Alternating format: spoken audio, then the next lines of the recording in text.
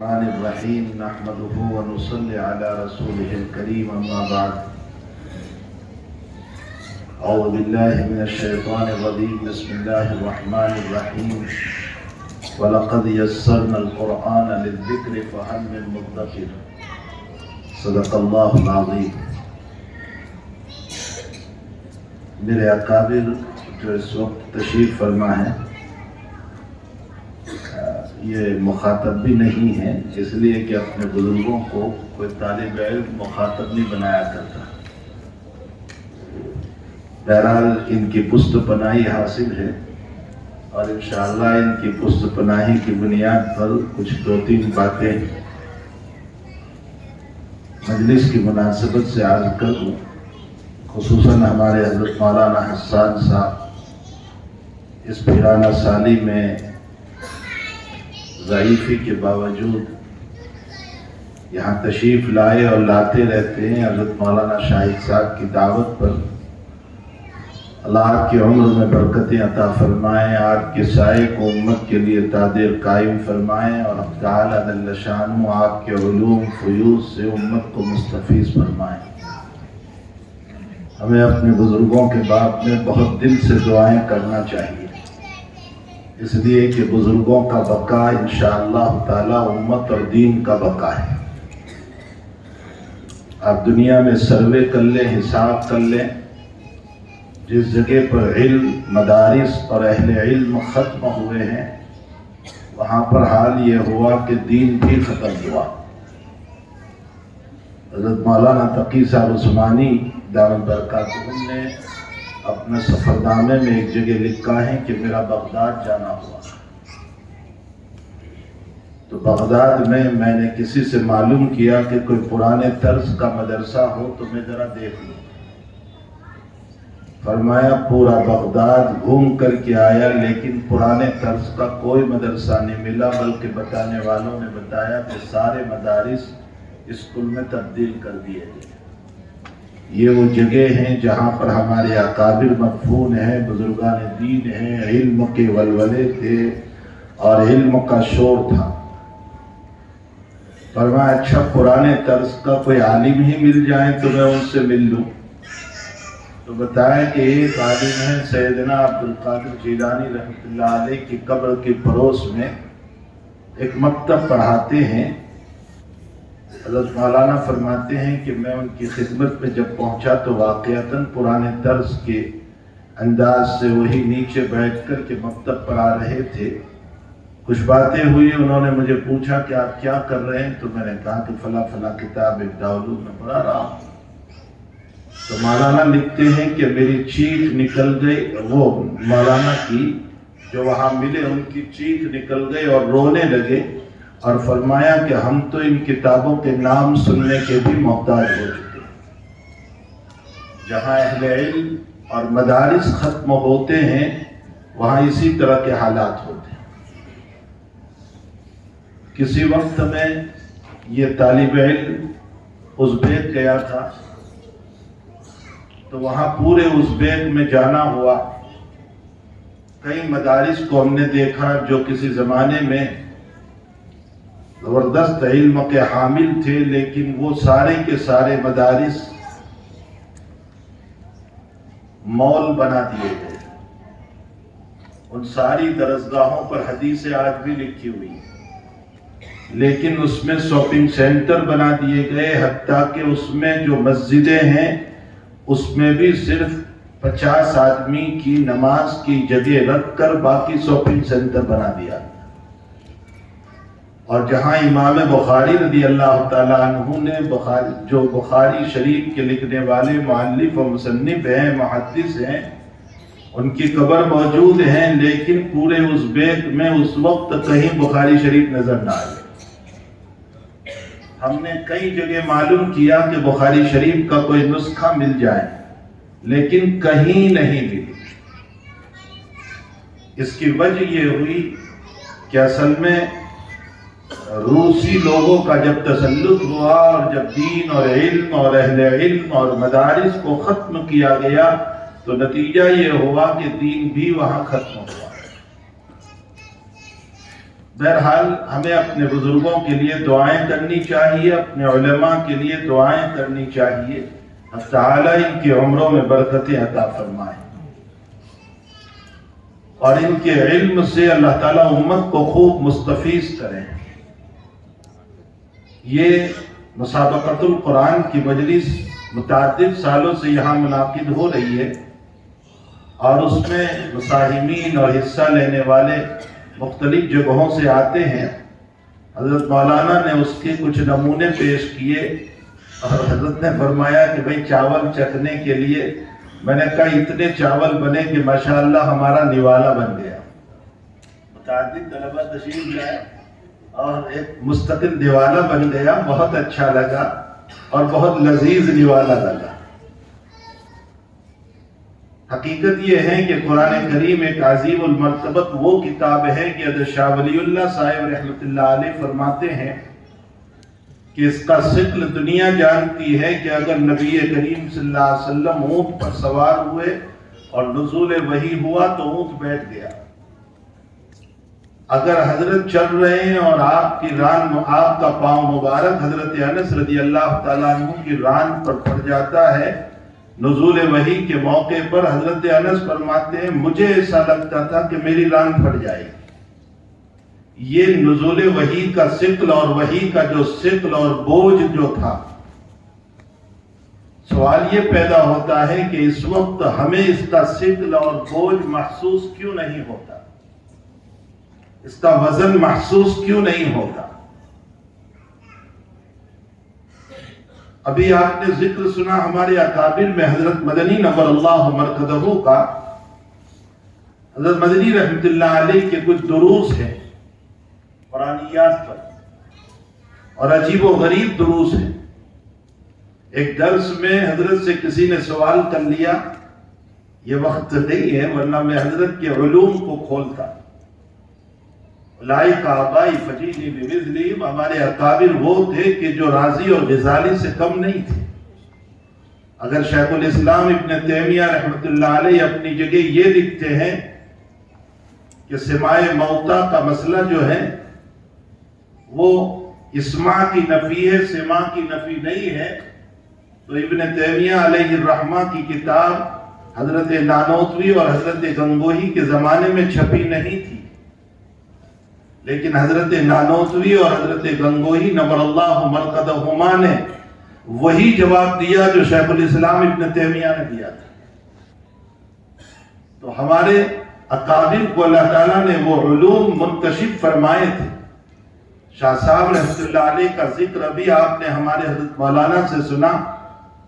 شاہ صاحب کے حالات میں لکھا ہے کہ تدفین کے بعد کسی نے خواب میں دیکھا تو فرمایا کہ حضرت کیا آپ پر کچھ منکشف ہوا؟ فرمایا ہاں، مجھ پر یہ بات کھلی کہ علم حدیث کے فہم میں ولی اللہ سے آگے ہوں اور تصوف میں حضرت ولی اللہ مجھ سے آگے۔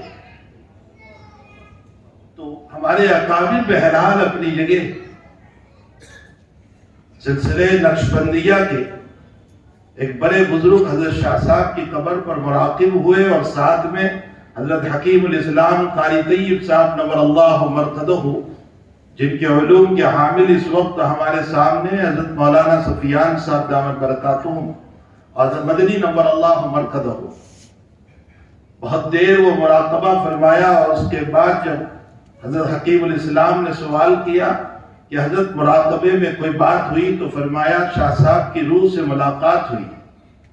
تو شاہ صاحب نے دو باتیں فرمائی، ایک تو یہ کہ جزاک اللہ کہ تم نے میری موت کے بعد میرے بچوں کی خیریت پوچھی، یعنی وہ بزرگ جو ہیں گھر گئے تھے پہلے، اس لیے کہ عموماً ہوتا یہ ہے کہ علماء اور بزرگوں کے انتقال کے بعد ان کی اولاد کو کوئی پوچھتا نہیں، یہ ایک عام مزاج ہے۔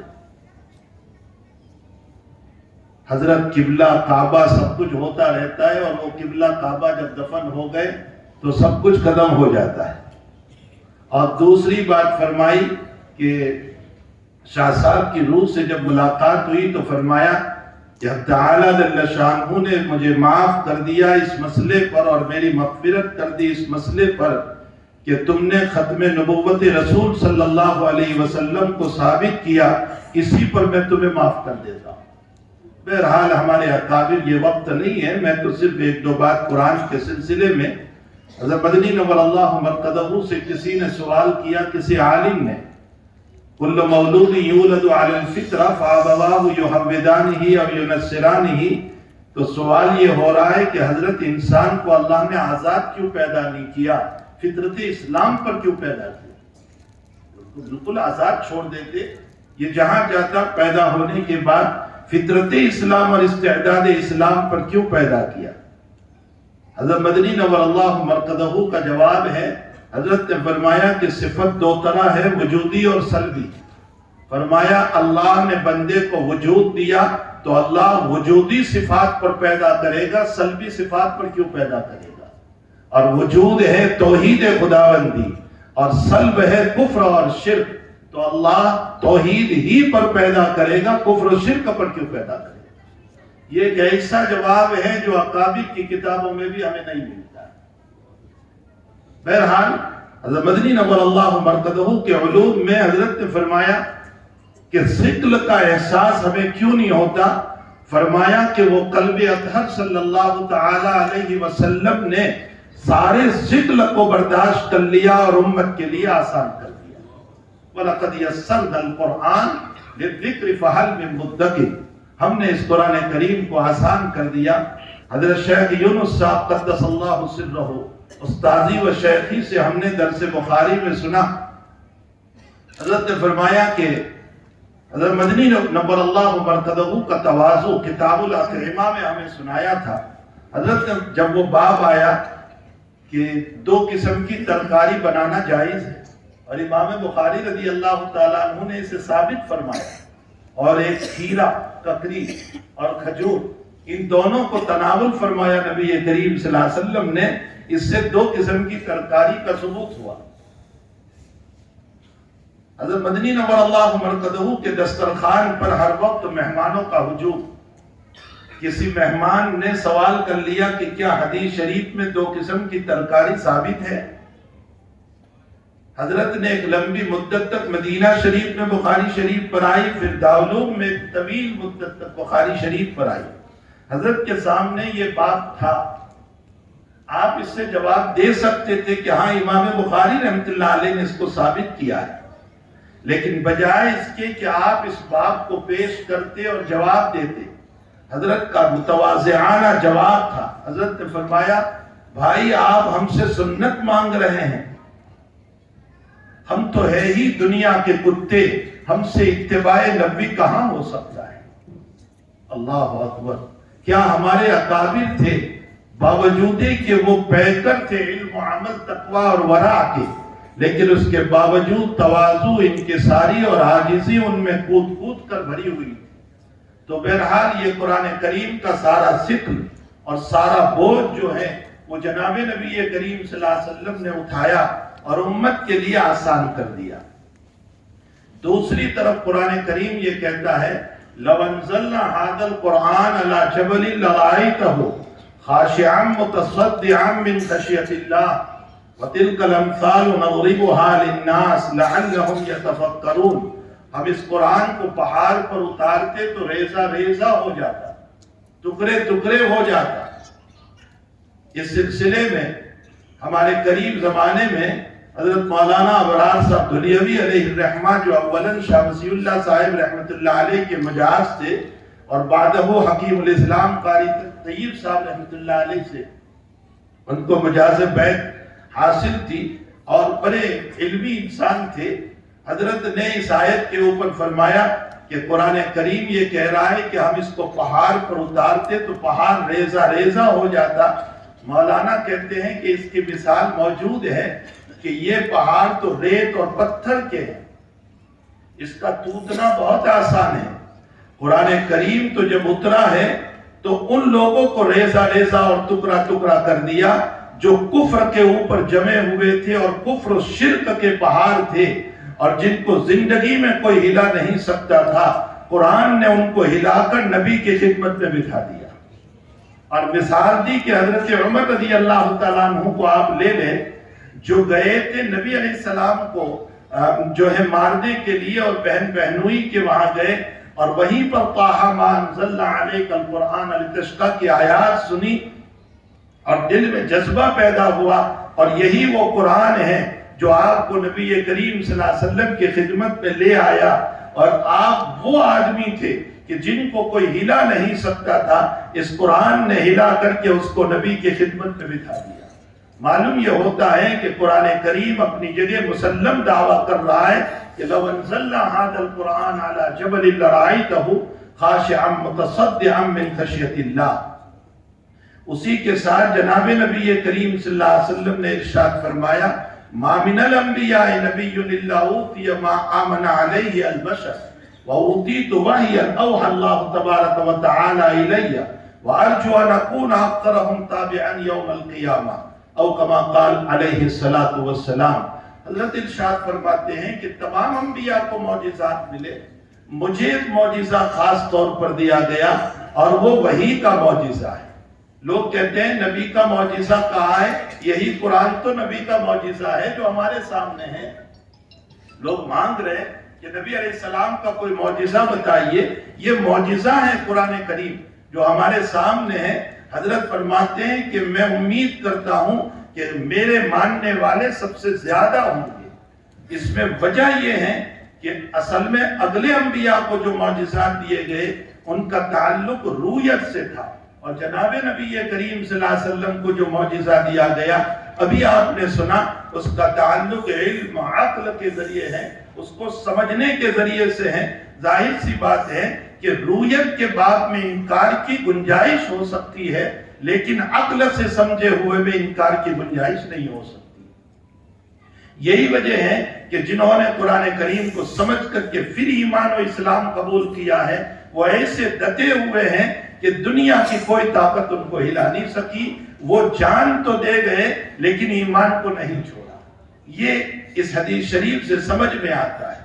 پھر اس کے ساتھ ساتھ یہ جو ہمارے طلبہ حافظ قرآن بنتے ہیں اور قرآن کے محافظ ہیں، حافظ ابن حجر اسقلانی رحمۃ اللہ علیہ نے اس سلسلے میں وحی کے باب میں بالکل شروع ہی میں لکھا ہے، جہاں پر حضرت خدیجۃ الکبریٰ رضی اللہ تعالی عنہا وحی اول کے موقع پر نبی اکرم صلی اللہ تعالی علیہ وسلم کو لے گئے تھے، اور جن کے سلسلے میں یہ ہے کہ وَقَانَ يَكْتُبُ القرآن بالعبرانیہ وفی روایت بالعربیہ، کہ قرآن کریم کو وہ عبرانی زبان میں یا عربی زبان میں منتقل کر کے لوگوں کو سناتے تھے۔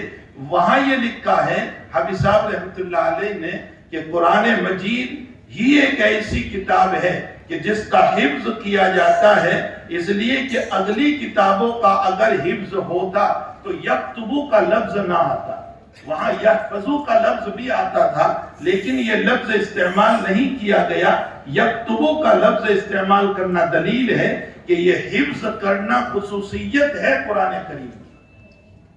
ہمارے حضرت شیخ رحمۃ اللہ علیہ نے، حضرت شیخ معین صاحب رحمۃ اللہ علیہ نے اس حدیث شریف پر فرمایا کہ حافظ صاحب نے یہ جو بات لکھی ہے وہ ان سے پہلے شیخ الاسلام ابن تیمیہ بھی لکھ گئے۔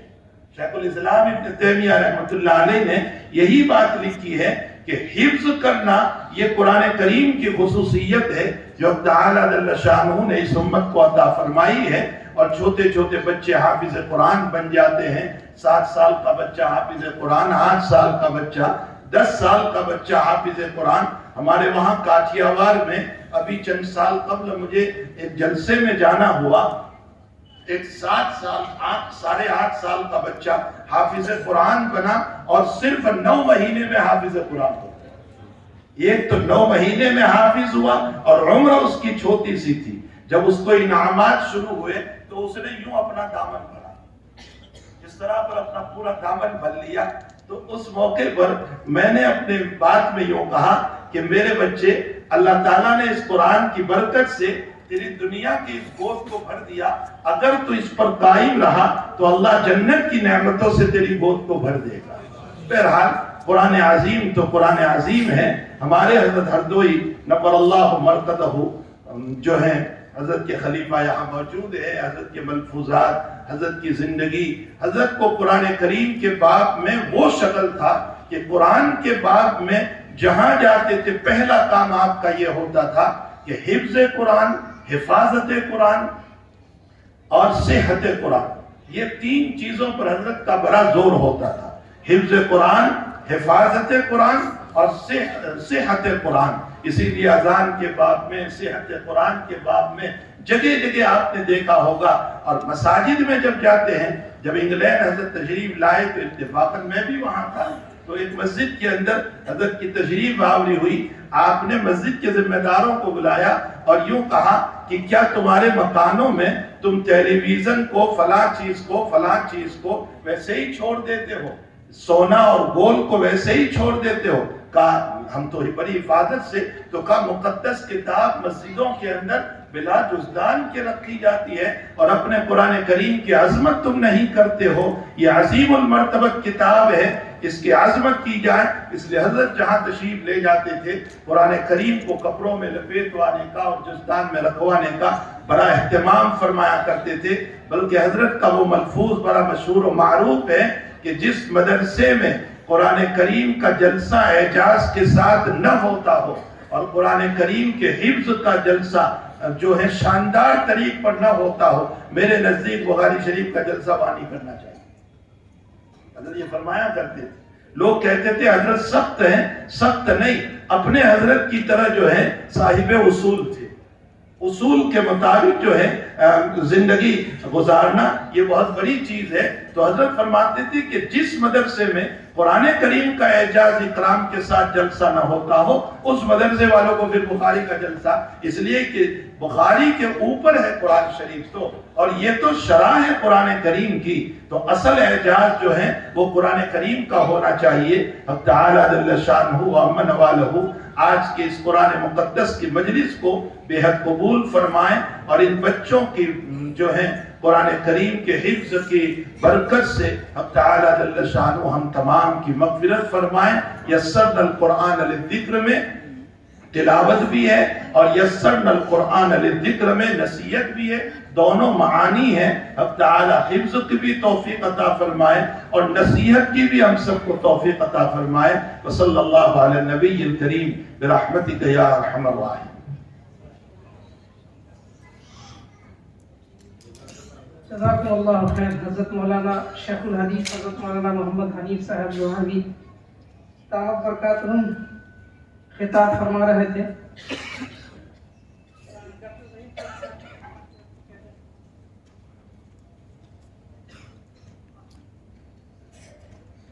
حضرات ہمارے درمیان جناب الحاج نور محمد صاحب فروٹ والے بھی تشریف فرما ہیں، ہمارے ادارہ دعوت السنہ کے سرپرستوں میں ہیں، اور مسابقۃ القرآن کے عاشقوں میں ہیں، حفاظ کے عاشقوں میں ہیں۔